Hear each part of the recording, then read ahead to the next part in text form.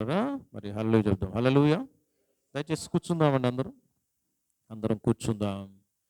ఈ ప్రత్యేకమైనటువంటి సమయంలో ప్రియులారా, మరి దేవుని యొక్క లేఖన భాగాలు మనం చదువుకున్నాం. ఈ సమయం ప్రభువుని ఆరాధన చేయటానికి, మరి వాక్యంలో మనల్ని మనం ఆ, మరి పరిశీలన చేసుకుంటూ దేవుడు ఏమై ఉన్నాడో తెలుసుకొని మరి ఆరాధించడానికి సిద్ధపరచుకునేటువంటి సమయం. ప్రియులారా, మనందరికీ తెలుసు యోహాను సువార్త 4వ అధ్యాయం. యోహాను సువార్త 4వ అధ్యాయం 24వ వచనాన్ని కనుక గమనించినట్లయితే ఏముందమ్మా? యోహాను సువార్త, దేవుడు ఆత్మ కనుక ఆయనను ఆరాధించువారు ఆత్మతోనూ సత్యముతోనూ ఆరాధింపవలను. ప్రియమైనటువంటి వాళ్ళరా, అంతేకాకుండా తర్వాత వాక్యం ఏముంది బాబు? 23 చదువు. 4:23. అయితే యథార్థముగా ఆరాధించువారు ఆత్మతోనూ సత్యముతోనూ ఆ, ఆ, తన్ను ఆరాధించువారు అట్టివారే కావాలనని తండ్రి కోరుచున్నాడు. దేవుని యొక్క కోరిక ఏంటో తెలుసమ్మా? ఆత్మతో సత్యముతో ఆరాధించాలి. ప్రియమైనటువంటి వాళ్ళరా, యథార్థంగా ఆరాధించేవారు కావాలంట. యథార్థమైనటువంటి ఆరాధన కావాలి. ఏదో మొక్కుబడిగా దేవుడు ఇంతోడు అంతోడు గొప్పోడు అట్లా చేశాడు ఇట్లా చేశాడు అని చెప్పేసి వెళ్ళిపోయేటువంటిది కాదు. ప్రియమైనటువంటి వాళ్ళరా, మనం గమనించినప్పుడు ప్రభు మరి ఆరాధనను ఆ, మరి కోరుతున్నాడు.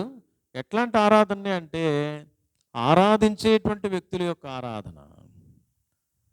అట్టి మనసు కలిగిన వారమే మనం ఆరాధన చేయాలి. అంటే దేవుడికి ఓన్లీ పాటలు డ్యాన్సులు కాదు కావాల్సింది, ఆరాధన చేసే బ్రతుకు కావాలి ఆయనకి.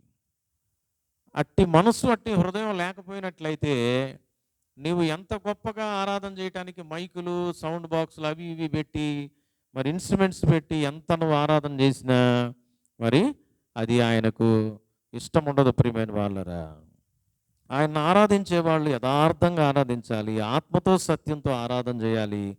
అట్టి వాళ్ళ కోసమై ప్రభు ఏం చేస్తున్నాడు తెలుసండి? 23వ వచనం చివరిలో ఉంది, అట్టివారే కావాలనని తండ్రి కోరుచున్నాడు. కింద ఫుట్ నోట్లో ఏముంటుందో తెలుసమ్మా?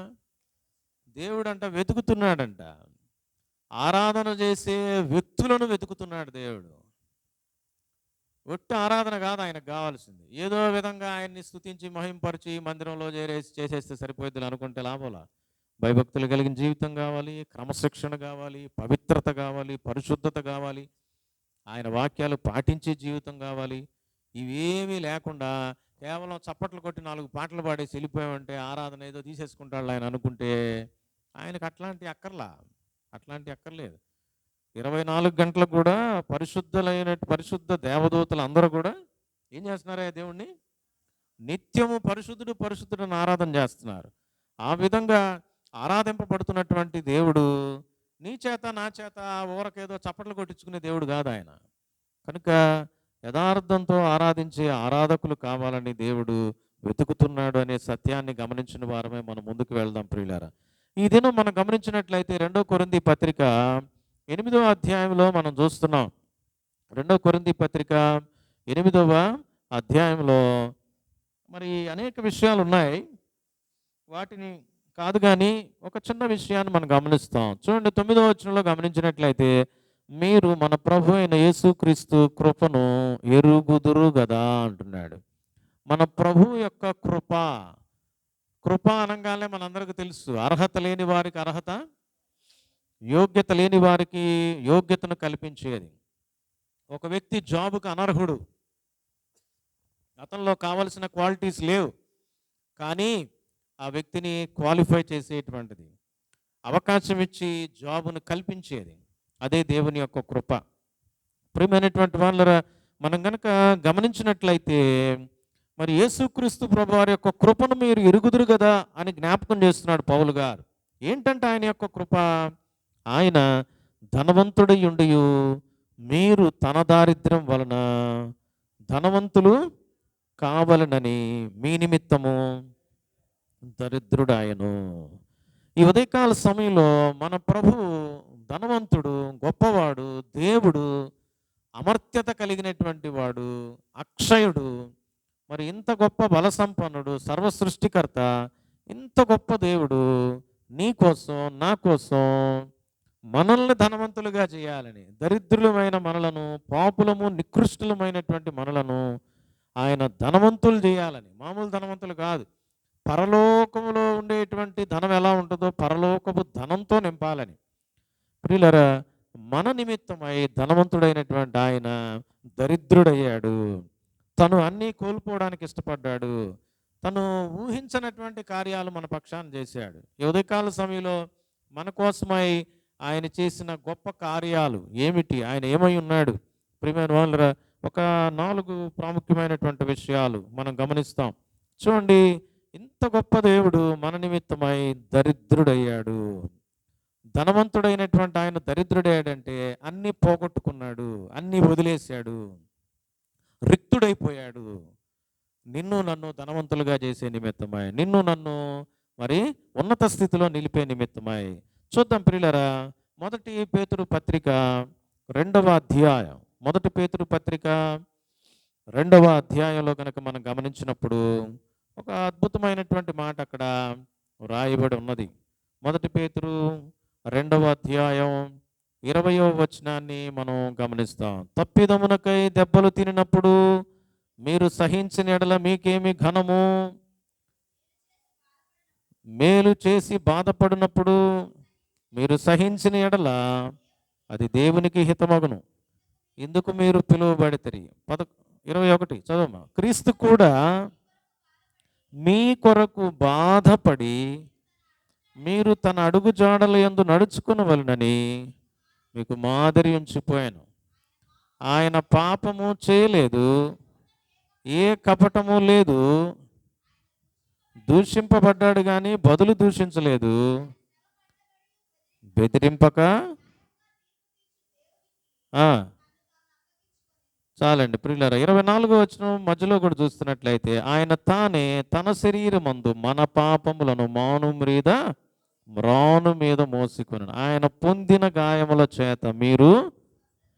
ప్రియులారా, యేసుక్రీస్తు ప్రభువారు ఎంత గొప్ప కృపను మనకు అనుగ్రహించాడంటే, జనరల్గా మనం తప్పు చేస్తే తప్పుకి శిక్షణ అనుభవించడానికి కూడా మనం తప్పించుకోవటానికి అబద్ధాలు ఆడటానికి ప్రయత్నం చేస్తాం. మనం చేసిన తప్పుని వేరే వేళ మీద తోసేస్తాం.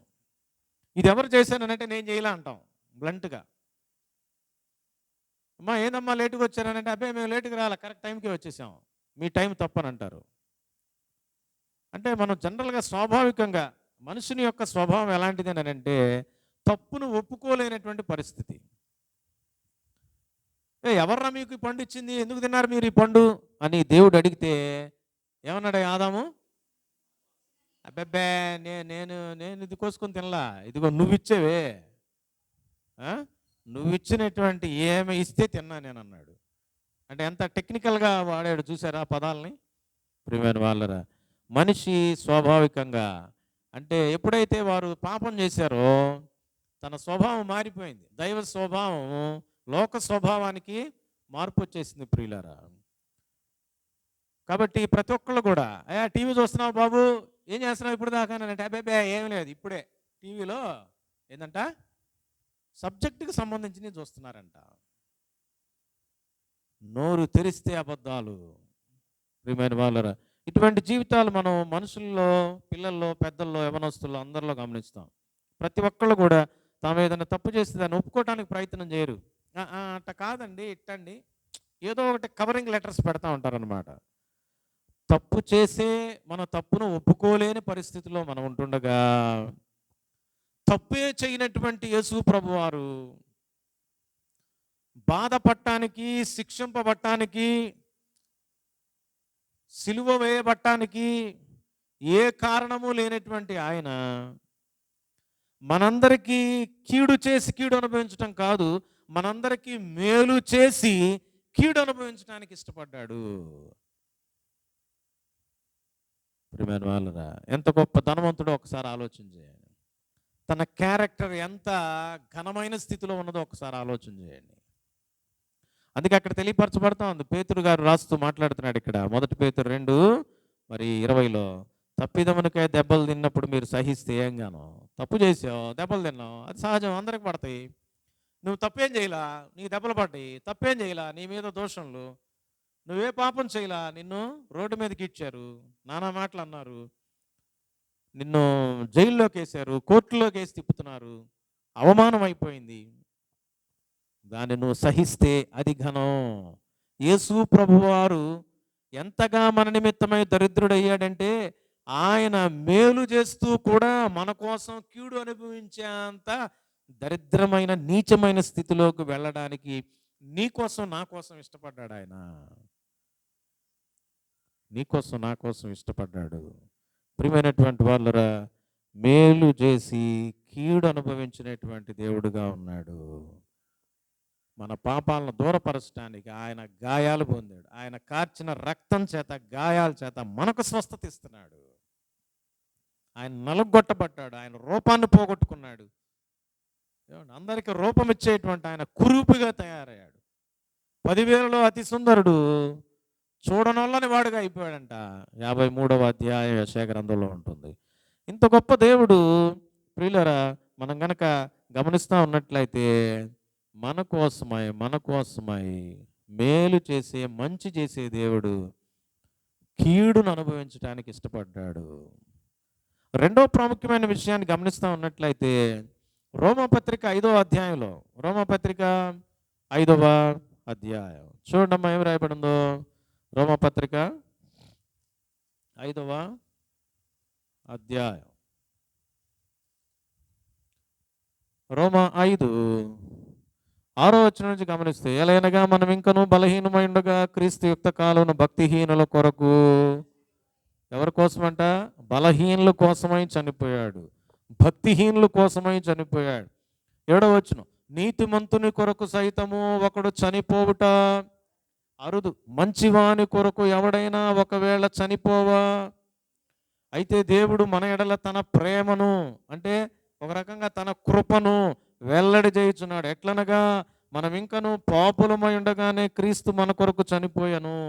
అంతేకాకుండా చూడమ్మా 10వ వచనం, ఏలయనగా శత్రువులమై ఉండగా ఆయన కుమారుని మరణము ద్వారా మనము దేవునితో సమాధానపరచబడిన ఎడల, సమాధానపరచబడిన వారు ఆయన జీవించుట చేత ఎంతో మరి నిశ్చయముగా రక్షింపబడదాం. ప్రియులరా, మరి మనం ఇంకను బలహీనులంగా ఉండగా, భక్తిహీనులంగా ఉండగా, ఉగ్రతకు పాత్రమైన స్థితిలో ఉండగా, అనీతిమంతులంగా ఉండగా, పాపులంగా ఉండగా, ఇంకా పుట్టని స్థితిలో ఉంటుండగా నీ కోసం నా కోసం ప్రభువారు ప్రాణం పెట్టాడు.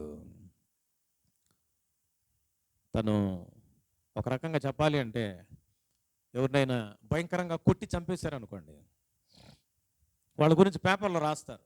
ఏం రాస్తారు తెలుసండి? కుక్క చావు చచ్చాడు. ఎట్లాంటంట? కుక్క చావు, మామూలు చావు చెప్పట్లా, ఒక కుక్కతోనో దేనితోనో పోలుస్తారు. యేసు ప్రభు వారి యొక్క మరణాన్ని గనక గమనిస్తే అంతకంటే ఘోరమైన మరణం. ఒంటి నిండా కొరడా దెబ్బలే, కాళ్ళల్లో చేతుల్లో మేకులు, తలపై ముండ్ల కిరీటం, అవమానంతో కూడినటువంటి మాటలతో ముఖంపై ఉమ్మి వేసి పిడిగుద్దులు గుద్ది ఆయన ఎంతగానో అవమానపరిచి ప్రాణం తీసేశారు. ఆ మరణం సామాన్యమైనటువంటి మరణం కాదు. ఈ మరణం ఎందుకు, ఎవరి కోసం తెలుసా? బలహీనుల కోసం. ఈ మరణం ఎవరి కోసం తెలుసా ప్రియులరా? ఉగ్రతకు సిద్ధపరచబడిన వారి కోసం, పాపుల కోసం. నీతిమంతుని కోసం ఒకడు చచ్చిపోవటం అరుదు, మంచివాడి కోసం ఎవడైనా ఎక్కడైనా చనిపోవచ్చేమో, మంచోడి కోసం కూడా చచ్చిపోవటానికి వెనుకాడే రోజులు. అలాంటిది చెడ్డవాడి కోసం, దుర్మార్గుడి కోసం, పాపి కోసం, ఇంకా చెప్పాలి అంటే 10వ వచనంలో అక్కడ చెప్పబడుతూ ఉంది, శత్రువులంగా ఉన్నాం మనం. ఎవరికండి? దేవునికి, ఏసైకి మిత్రులం కాదు మనం. అయ్యో మిత్రుడి కోసం, మిత్రుడు ప్రాణం పెట్టాడయ్యా, ఇంత చేశాడు అంత చేశాడని చెప్పేసి మనం గొప్ప చెప్పుకోవచ్చు మన స్నేహితుల కోసం. నాకు ఎంత చేశాడో తెలుసా, నేను వెళ్తే భోజనం పెట్టారు, నేను వెళ్తే అర్ధరాత్రి కూడా వాళ్ళు ఏసీ రూమ్లో పండుకోబెట్టారు, అది చేశారు ఇది చేశారని ఎన్నో ప్రగల్భాలు పలుకుతూ ఉంటాం మనం. ఒక శత్రువుకైతే మంచినీళ్ళని ఇస్తావా? వాళ్ళ వైపు చూస్తావా? తలుపు కొట్టినా తీస్తావా? తీయో. యేసుప్రభువారు ఏం చేశాడు తెలుసా? పరలోకం నుంచి దిగొచ్చాడు. అంత దూరం నుంచి దిగొచ్చాడు. ఎలా వచ్చాడు తెలుసా? మనుష్యుడుగా దిగొచ్చాడు. దిగొచ్చి ఏం చేశాడు తెలుసా? సిలువలో మరణం పొందుకున్నాడు, కొరడా దెబ్బలు తిన్నాడు, అవమానాలు పొందుకున్నాడు, టోటల్గా ప్రాణం పెట్టేసేసాడు. ప్రియులారా, గమనిస్తున్నట్లయితే మంచి వాళ్ళ కోసం చనిపోయాడానంటే ఆయన అందరి కోసం చనిపోయాడు. ప్రాముఖ్యంగా శత్రువులుగా ఉన్నటువంటి నీ కోసం, నా కోసం ఆయన చనిపోవడానికి తెగించాడు. వెనుకాడలా తన కుమారుణ్ణి పణంగా పెట్టడానికి దేవుడు ఇష్టపడ్డాడు. ఆయన కృప ఎంత గొప్పదో ఒకసారి ఆలోచన చేయండి. మూడో ప్రాముఖ్యమైనటువంటి విషయం ప్రియులరా, 1 కొరింథీ పత్రిక 15వ అధ్యాయం, 1 కొరింథీ పత్రిక 15వ అధ్యాయం 50వ వచనం నుంచి 54వ వచనం వరకు గమనిస్తే, సహోదరులారా, నేను చెప్పున్నది ఏమనగా, రక్తమాంసములు దేవుని రాజ్యమును స్వతంత్రించుకొన నేరవు, క్షయత అక్షయతను స్వతంత్రించుకొనదు. ఇదిగో మీకు ఒక మర్మము తెలుపుచున్నాను. మనమందరము నిద్రించము గాని నిమిషంలో ఒక రెప్పపాటున కడబూరం రోగగానే మనమందరము మార్పు పొందుదుము. బూరం రోగును, అప్పుడు మృతులు అక్షయులుగా లేపబడుదురు. మనము మార్పు పొందుదము. క్షయమైన ఈ శరీరం అక్షయతను ధరించుకొనవలసి ఉన్నది, మర్త్యమైన ఈ శరీరం అమర్త్యతను ధరించుకొనవలసి ఉన్నది. ప్రియమైన వాళ్ళరా, అక్కడ గమనిస్తున్నట్లయితే ఎంతటితో చాలండి. అక్కడ చెప్పబడుతున్నటువంటి మాట ఏంటో తెలుసండి? మర్త్యమైనటువంటి, నాశనమైపోయేటువంటి, క్షయమైపోయేటువంటి నా జీవితాలు ఏమవుతున్నాయో తెలుసా?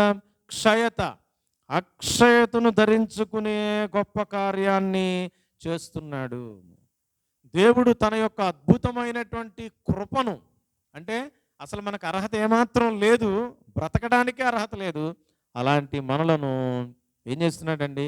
చావుకు లోనైన, నరకానికి లోనైనటువంటి నా జీవితాలను ఆయన మర్త్యమైన మన శరీరాలను అమర్త్యతలోనికి తీసుకొని వెళుతున్నాడు. క్షయమైన, నాశనమైపోయేటువంటి జీవితాలను అక్షయతలోనికి నడిపిస్తూ ఉన్నాడు. ఎంత గొప్ప కృపో ఒక్కసారి ఆలోచన చేయండి. ఈ లోకంలో ఎవరైనా డాక్టర్ దగ్గరికి మనం జబ్బు చేసిన స్థితిలో వెళ్ళి మనం ట్రీట్మెంట్ తీసుకున్నప్పుడు చచ్చిపోవాల్సినటువంటి వ్యక్తి మళ్ళా బ్రతికి కొంతకాలం ఆయన ఆయుష్యం పొడుగవుతూ ఉందనుకోండి, అతను ఏం చేస్తాడు? బ్రతికినంతకాలం, అబ్బా ఆ డాక్టర్ గారు చలవయ్యా, అనేక మంది డాక్టర్ల దగ్గరికి పోయాను, మరి ఏమాత్రం బాగోలేదు కదండి. రీసెంట్గా పొదలకూరు రోడ్లో అక్కడ ఉన్నటువంటి కార్పొరేటర్ గారు మనకు బంధువులు, మరి ఆ కార్పొరేటర్ వాళ్ళ పిన్ని ఉంది అక్కడ, ఆంటీ వాళ్ళ భర్త, ఆయనకు సడన్గా ఆరోగ్యం బాగాలేదని తెలిసింది. ఏంటో తెలుసుకొని మేము వెళ్ళేటప్పటికల్లా ప్రియులారా, ఆయనకు లివర్ లంగ్ క్యాన్సర్ వచ్చిందని చెప్పారు. వెళ్ళినప్పుడు ఆయన తెలియపరుస్తూ ఉన్నాడు, మరి ఈ పుట్టపర్తి సాయిబాబా వాళ్ళదేదో క్యాన్సర్ హాస్పిటల్ ఉంది చూసారా, అక్కడికి పోయారంట. అక్కడ బాగుంటుంది, బాగా చూస్తారని చెప్పినప్పుడు అక్కడికి వెళ్తే జనరల్గా ఆడ బాగా చూస్తారంట. అక్కడికి వెళ్ళారు, దరిదాపుగా 10 lakhs ఖర్చు పెట్టారంట. 10 lakhs. ఆంటీ గారు ఏడుస్తూ చెప్తా ఉంది, అయ్యా 10 లక్షలు ఖర్చు పెట్టాం, ఆరోగ్యంగా పోయినటువంటి వ్యక్తి, ఆయనకి అసలు లోపల జబ్బు ఉందని లేదు, ఏమీ తెలియదు. క్యాన్సర్ 4th స్టేజ్కి వెళ్ళిపోయిన తర్వాత ఆయనకు అర్థమైందంట. ఏదో వీక్గా ఉందని అనుకుంటున్నాడంట, అంతే, ఇంకేం లేదు, జ్వరం లేదు, ఇంకా వేరే సిమ్టమ్స్ లేవు. ప్రియులరా, వాళ్ళు టెస్ట్ చేసినప్పుడు క్యాన్సర్ అని తేలింది.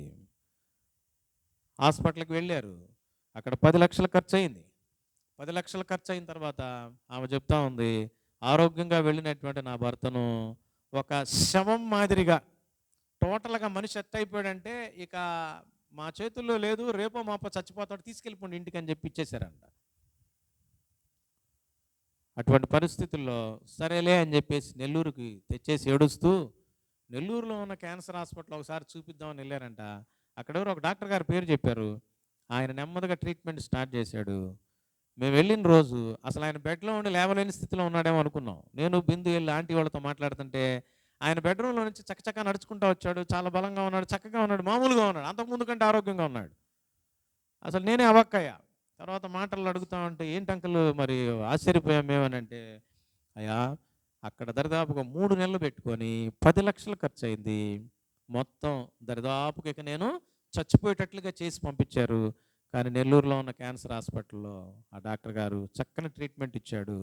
జాగ్రత్తగా డోసేజ్ ఇస్తూ, కీమోథెరపీ చేస్తూ మరి ప్రస్తుతానికి చక్కగా చేశాడని ఆయన మాట కూడా కొంగుమంటుంది. చక్కగా ఉంది. అన్నీ తింటున్నాడంట. అంత బాగుంది ప్రియమైనటువంటి వాళ్ళరా. కాబట్టి ప్రస్తుతం ట్రీట్మెంట్ చేస్తున్నటువంటి డాక్టర్‌ని ఆయన ఎప్పుడన్నా మర్చిపోగలడా? ఇంత ట్రీట్మెంట్ చేసిన తర్వాత ఆయన చనిపోడా? రేపో మాపో చనిపోయేటువంటి ప్రమాదం ఉంది ప్రియులారా. ఈ లోకంలో ఎల్లకాలం బ్రతకలేం.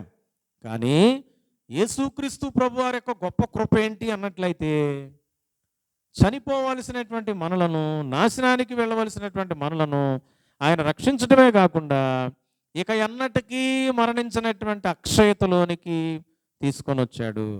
అక్షయతలోనికి తీసుకొని వచ్చాడు. ఇక నీ మీద నా మీద చావుకు అవకాశం లేనటువంటి పరిస్థితిని కల్పించాడు. కాబట్టి ఈ ఉదయకాల సమయంలో యేసుక్రీస్తు ప్రభువారి యొక్క ఈ గొప్ప మహాకృపను జ్ఞాపకం చేసుకుని ఆయన ఆరాధిస్తామా? చివరిగా 4వ విషయాన్ని గమనించి మనం ప్రభువుని ఆరాధిస్తాం ప్రియులారా. యోహాను సువార్త 14వ అధ్యాయం. యోహాను సువార్త 14వ అధ్యాయాన్ని కనుక గమనించినట్లయితే అక్కడ తెలియపరచబడతా ఉంది. 14వ అధ్యాయం 1 నుంచి మరి కొన్ని మాటలు చదువుకుందాం. మీ హృదయమును కలవరపడనీకుడి, దేవుని యందు విశ్వాసం ఉంచుచున్నారు, నా యందును విశ్వాసం ఉంచుడి. నా తండ్రి ఇంట అనేక నివాసములు కలవు. లేని ఎడల మీతో చెప్పుదును, మీకు స్థలము సిద్ధపరచ వెళ్ళుచున్నాను. నేను వెళ్ళి మీకు స్థలము సిద్ధపరిచిన ఎడల నేనుండు స్థలములో మీరును ఉండులాగున మరలా వచ్చి నా యొద్ద నుండుటకు మిమ్మల్ని తీసుకొని పోదును. చాలండి ప్రియమైనటువంటి వాళ్ళరా. యేసు ప్రభువారు చెప్తున్నటువంటి మాట ఏంటో తెలుసా? నా తండ్రి ఇంట అనేక నివాసాలు ఉన్నాయి. ఆయన మరొక మాట ఏం చెప్తున్నాడనంటే, నేను వెళ్ళి మీకు స్థలం సిద్ధపరుస్తా. అంతేకాకుండా మరొక మాట ఏమంటున్నాడంటే, నేనుండు స్థలములో మీరును ఉండులాగున. యేసు ప్రభువారు ఉండే స్థలములోనికి నీకు నాకు ఆయన అవకాశం ఇస్తున్నాడు. యేసు ప్రభువారు ఉండేటువంటి స్థలం ఏంటో తెలుసండి? పరలోకం. యేసు ప్రభువారు ఉండేటువంటి ఆ గొప్ప మహిమ కలిగినటువంటి పరలోకంలో నీకు నాకు స్థలాన్ని ఇవ్వడానికి ఆయన సిద్ధపరుస్తున్నాడు. ఆయన మరలా మన దగ్గరికి రానై ఉన్నాడు. వచ్చి మనల్ని తీసుకొని వెళ్ళటానికే రానై ఉన్నాడు. యేసు ప్రభువారి యొక్క కృపను ఒక్కసారి ఎరుగుదామా ప్రియులారా? అసలు మనం ఈ భూమి మీద నివసించటానికి అర్హత లేని మన జీవితాలని దేవుడు ఎక్కడుంటాడో, దేవుడు ఉండే ప్లేస్లో మనం ఉండే అర్హత. ముఖేష్ అంబానీ అంటే ఎంతో గొప్పవాడు ప్రపంచంలోనే, ఇండియాలో ఒక టాప్ లెవెల్. అటువంటి ముఖేష్ అంబానీ వచ్చి దారిలో ఎక్కడన్నా సెకండ్ ఇస్తే ఎంత గొప్పగా ఫీల్ అవుతాం. ఆ ఫోటోని ఫ్రేమ్ కట్టించుకొని అందరికి చూపిస్తాం, మన ఇంటి ముందు పెడతాం. అవసరమైతే మన క్యాలెండర్ వాక్యాలు కూడా తీసి అవతల పడేస్తాం. అంబానీతో ఫోటో ఏమనుకుంటున్నారు? అర్థమైందండి ప్రియమైన వాళ్ళరా? కానీ ఆ ముఖేష్ అంబానీ వాళ్ళు ఉండేటువంటి ఇంటిలో, వాళ్ళు ఉండేటువంటి బెడ్రూమ్లో మనల్ని పిలిచి కూర్చోబెట్టి మనకు ఆతిథ్యం ఇచ్చి మనతో మాట్లాడితే, అయ్యా మా ఇంటిలోనే మీరు ఎక్కడ ఉండొచ్చు అని అంటే చాలామంది ఏమనుకుంటారు తెలుసా? బా ఈ జీవితానికి అది చాలు, చచ్చిపోయిన తర్వాత పరలోకం సంగతి దేవుడు ఎరుగు, ఈ లోకంలో అంబానీ వాళ్ళ ఇంట్లో ఉండి చచ్చిపోతే ఇంకేంది మాకు అని ఆశపడేటువంటి ప్రాణాలు ఇక్కడ ఉన్నటువంటి వాళ్ళు నాకు తెలిసి మరి 95 మంది, అంటే 95% దానికే మొగ్గు చూపుతారు అనుకుంటున్నాను నేను. ఏమ్మా నిజమేనా కాదా? ఇష్టం లేనట్టుందా? అయితే అందరూ దేవుడి దగ్గరే ఉండాలని ఇష్టపడుతున్నారు ప్రియులారా. అంబానీ వాళ్ళ ఇంట్లో మరి కరెంటు పోతే, జనరేటర్ పాడైపోతే, ఇంకేదైనా ఫెసిలిటీ పాడైపోతే, ఇండియాలో ఉన్నటువంటి కరెంట్ సిస్టమ్ అంతా దెబ్బతింటే అక్కడ కూడా చెమటలు పోస్తాయి. కానీ పరలోకంలో చెమట పోయిదు. పరలోకం అంతా ఏసీ థియేటర్ లాగా ఉంటుంది. అక్కడ ప్రియమైనటువంటి వాళ్ళరా, నీవు నేను కరెంటు బిల్లులు కట్టాల్సిన పని లేదంట. సూర్యుడి యొక్క ఆవశ్యకత లేదు.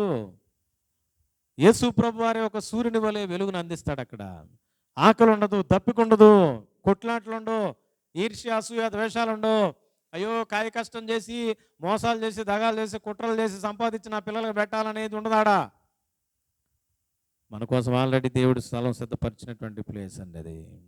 ప్రియమైన వాళ్ళని ఉదయకాల సమయంలో గమనిస్తున్నట్లయితే యేసుక్రీస్తు ప్రభు వారి యొక్క కృప ఎంత గొప్పదో ఒక్కసారి ఆలోచన చేయండి.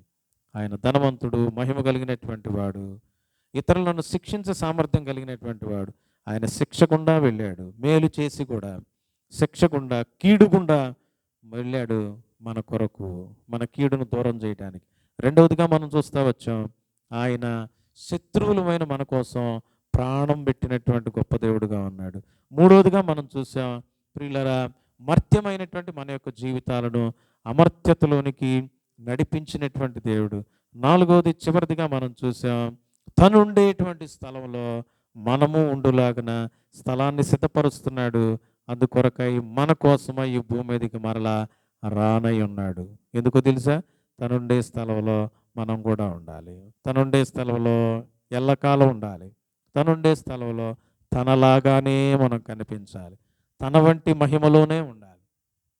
తను ఎంత గొప్ప భాగ్యాన్ని పరలోకంలో అనుభవిస్తున్నాడో అంత గొప్ప భాగ్యంలో, అంత మహిమలో నీవు నేను ఉంటాం. ఇంత గొప్ప అద్భుతమైన మహాకృపను మనపై కుమ్మరించినటువంటి అద్వితీయుడైనటువంటి దేవుడు, ఏమాత్రం అర్హత లేనటువంటి నీకు నాకు మరి ఇంత గొప్ప భాగ్యాన్ని అనుగ్రహించినటువంటి మరి ప్రభు అయినటువంటి యేసుక్రీస్తు వారి యొక్క గొప్ప కృపను జ్ఞాపకం చేసుకుంటూ ఆ ప్రభువుని స్తుతించి, మహింపరిచి, ఘనపరిచి ఆరాధిస్తాం. తలలు వంచుదాం, మోకరిస్తాం. ప్రియమైన వాళ్ళరా, నీ జీవితాన్ని ఇంతగా ఆయన మరి మహిమపరిచాడని